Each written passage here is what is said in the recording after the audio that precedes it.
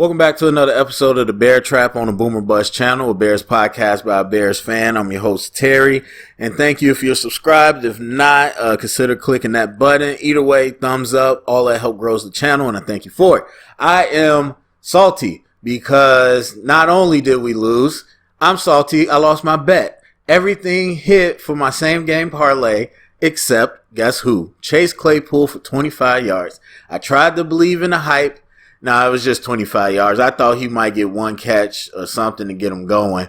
And yeah, I shouldn't did that. Everything else hit though. And so I'm really upset because I would have won. But anyway, I had a lot to talk about when we were up big.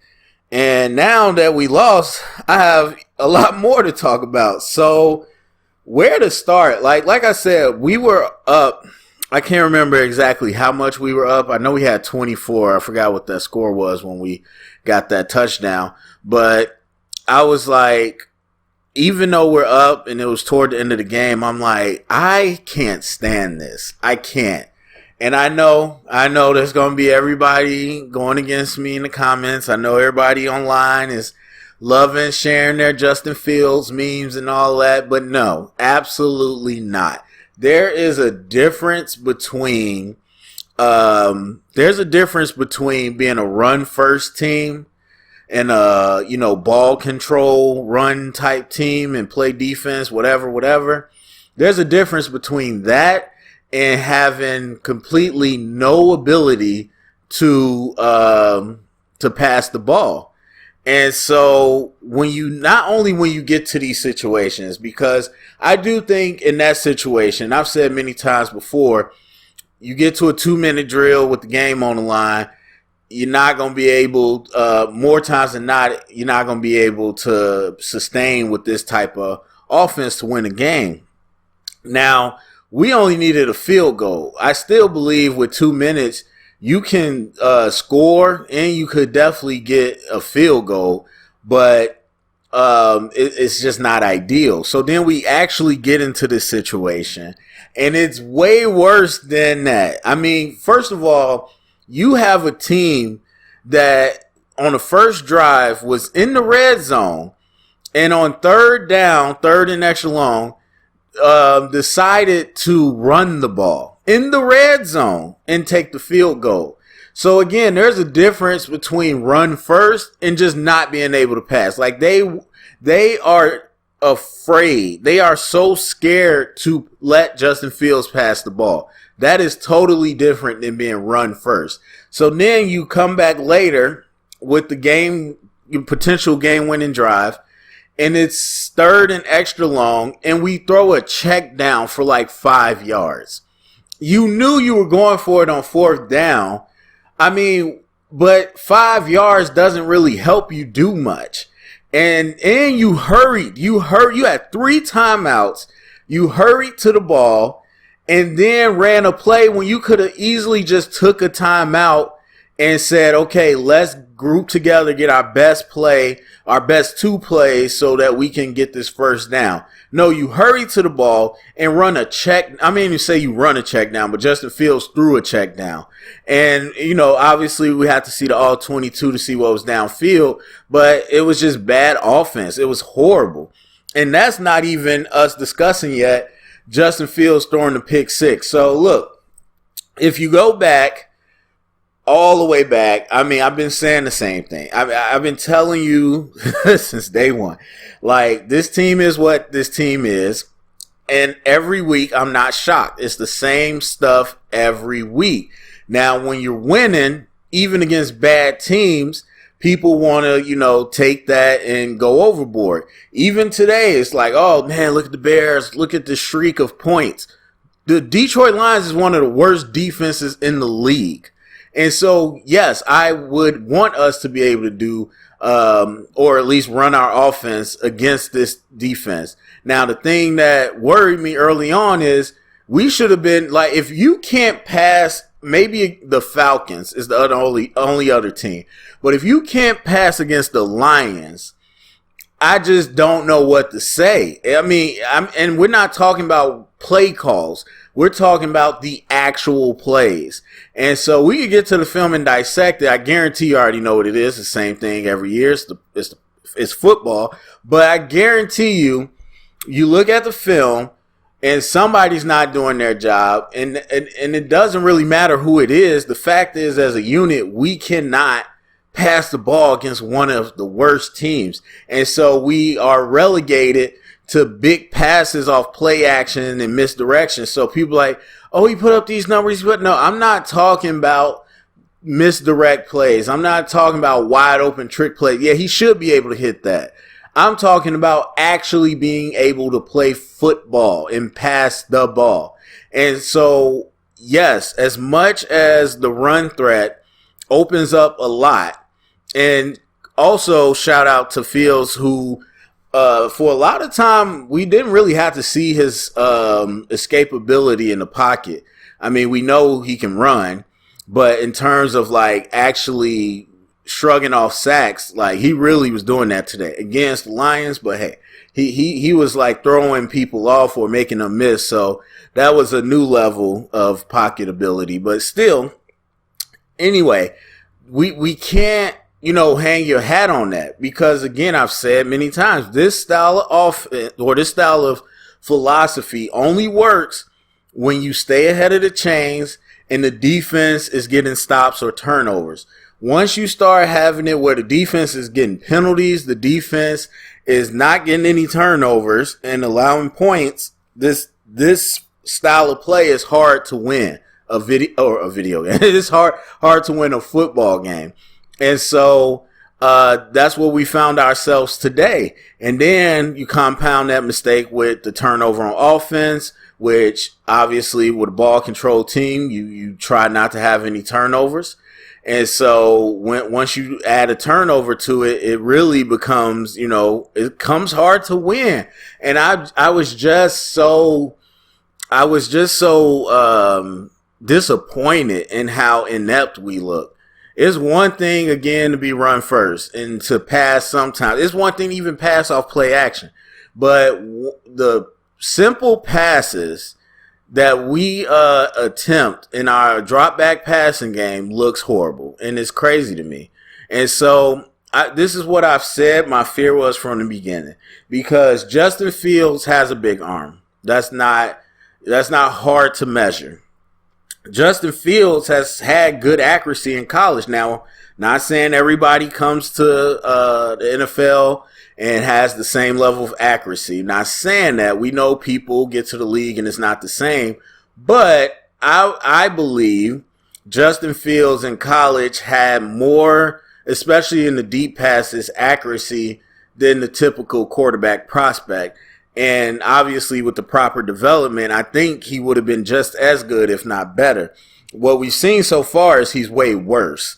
His accuracy is really bad. And so, again, that becomes obviously a symptom of not having a supporting cast, but also falling in love with the run. Excuse me. Some people talk, some fans talk as if it's a switch you can turn on and off. It is not. I don't understand when it comes to football why everybody thinks that. Like, this is not a switch you can do.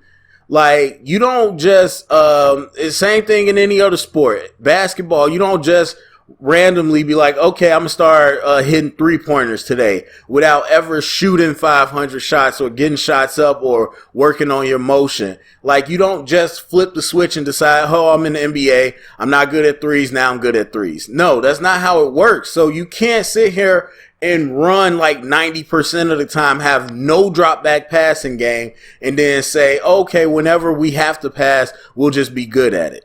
It's the exact same conversation we've had with Lamar Jackson. And I already know how everybody feels about that, whatever. I don't care. I know there's a racial component, so people unnecessarily defend him, but we've seen it play out time and time again in the games where you actually have adversity and in the games in the playoffs. Not to say we go into the playoffs, but we're talking about projecting. When everybody is sitting here clapping up us, giving our high draft capital to get Chase Claypool, and we barely throw I said there was no Well, I'm going to say no way. I was like, I don't believe that we get Claypool and then the team decides, okay, we're just going to switch up our offense philosophy. I don't see that happening. And it didn't. He came in and we're still doing exactly what we're doing. So all this, they're going to get chemistry and, you're going to get 8 games to give him a test. Yeah, I don't know how much opportunity he's going to be getting. And so obviously that people could say that's this year, but this is a projection for next year. Well, if you take next year and you look at what we're doing this year, that doesn't look good either. It does not look good. Again, you cannot magically flip the switch. If we're going to become a team that can complement our run, not just with misdirection and big, broken plays, but if we can actually complement our run with a efficient enough passing game, then you have to be able to run those plays in the game. You don't just you can't wait till a 2-minute drive for the game and say, okay, all of a sudden now we're going to be able to pass. That's not how that works. And so I don't feel good, not only because of what the execution is, but I don't feel good because, as I've said from the beginning, when quarterbacks fall in love with one thing that works, they rarely ever get better. And right now, we know Justin Fields is as in love with running the ball as anybody can be, and the Bears have added to that. And again, I know how it looks, and people can easily sit here and say, Ryan Poles, Eberflus now have been doing great. They're doing the right thing. I disagree with you. I disagree with you from how they stripped down the roster, or they didn't even build up the roster. Then they started to strip down the roster. And then they decided, okay, well, we're going to change this into a high school offense because that's what's working. And again, if we were like the Ravens, where, okay, our defense can be top 10 and we can make a, challenge for a playoff run, I would be all for it. But guess what? That's not where we're at. So you're not going to playoffs. You're not about to win games. What benefit do you have in the future by having Justin Fields completely stripped of his quarterback ability, or responsibility, I should say? Because when you get into the pressure situations, it's muscle memory. That's why the greats are great at it, because it's muscle memory. That's what they practice. That's what they improve their technique. You don't get to just flip that switch. Defensively, similar to what we saw previous weeks, but I would say more so the penalties hurting us than anything. And the Kyler Gordon one was a bad call. Other than that, those were penalties that we earned. I would say, for me, watching the game, and I have to watch the film to verify, but I'm pretty sure looked like we were just doing a lot of line movement, like we were doing the last few weeks, starting with Dallas. And so with Dallas, we messed up, and I don't know. That's the part of the game that I can't tell you. I don't know if the Cowboys just made the right call against what we were doing. I don't know if they just got lucky. I don't know if the defense was making a bad call. I don't know. But either way, because we can't get off blocks, because we can't pass rush, we started doing a lot of blitzing and a lot of line movement. And we got called out of position, and Dallas took advantage. Now, this week, especially early on, it worked. It really worked. We actually were in the right call. And again, why that is, can't tell you, but because I'm not in that room with them. But that's what we were doing, and that's why we were able to blow up the plays. And we really committed to the run and sold out against the run. But Goff was still able to do a lot throwing the ball, which ultimately hurt us, obviously. So the defense, I don't see us getting no better. I really don't. I mean, I think some people are going to enjoy Sanborn or whatever his name is. I mean, I thought he was okay. We got to play as a unit. That's at the end of the day. I mean, we do have to get better talent, but we still have to play as a unit. And it just we kept shooting ourselves in the foot, and we already came into the league or to the game not one of the best defenses. So yeah, that's what you got. And again, you do this against Philly, I'll be like, okay, but this is against Detroit Lions. And so to lose that game after being up pretty much the whole game, yeah, we were up the whole game. And to lose like that, that's an ugly sign of, I wouldn't say what's to come, but it's just, this is what we've built. And again, a lot of people are going to be happy with it. I'm not. Watching it makes my eyes hurt, to be quite honest. So, and then that's not even discussing the potential injury risk for Justin Fields with the amount of hits and exposure he has. So, long term it's not going to work. It's not going to work because people are going to scheme it up better, and it's not going to work to win games because it never has worked to win games. At least in terms of meaningful games against playoff competition. And so, I mean, we saw the Lions even today. I have to think with better players, they would have had better results. But early on, they started to blitz and send somebody off our right edge every time, which is smart. I mean, you force Justin Fields to his left. You know where he's going to run, and he can't throw going to his left. So, I mean, it worked to a certain extent. There's some read option plays. They obviously didn't contain well. And then once we got the run game going, then the play action opened up. But early on, they were like, we're just going to take this edge away, and we're going to force you to your left, and we're going to cut off, half the field. And again, I think there's a lot of plays Justin Fields made, but you get a team with much better athletes. Like I think of like the Bucks. If the Bucks schemed it up that way and did that against us, there's no way we getting out of that. I mean, Justin Fields can make a couple plays, but there ain't no way we driving down the field that way. So that's the problem with being, so limited, is that they're going to figure out a way to force you to do something else. And again, the Lions is one of the worst defenses in the league.